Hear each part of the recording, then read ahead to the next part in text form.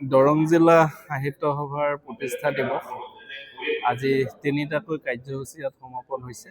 এটা হৈছে অন্তৰংগ আলাপ, আনটো হৈছে আমাৰ যি মুকলি সভা আৰু গ্ৰন্থ উন্মোচনী।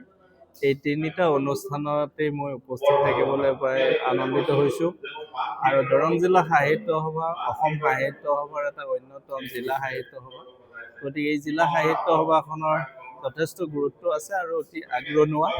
শেহতীয়াভাৱে আটাইতকৈ আমাৰ ভাল খবৰটো হ'ল যে এটা স্থায়ী ভৱন নিৰ্মাণৰ কামত আগবাঢ়িছে।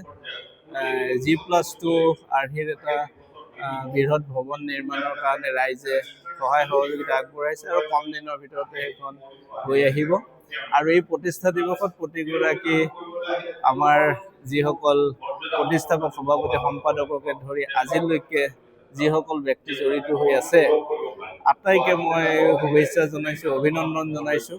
আজি দৰং জিলা সাহিত্য সভাৰ সেইসকল ব্যক্তিৰ আশাসুতীয়া প্ৰচেষ্টাৰ কাৰণে আজি ইয়াত এনেকুৱা ধৰণে এটা বিশেষ অস্তিত্ব জাহিৰ কৰিব পাৰিছে। অসম সাহিত্য সভাৰ এক সক্ৰিয় জিলা সাহিত্য সভা দৰং জিলাই আগন্তুক দিনত সমানে কাম কৰি আগবাঢ়ি যাব, তাকে মই আশা ৰাখি মোৰ পুনৰ শুভেচ্ছা জনাই মোৰ কথাখিনি সামৰিছোঁ।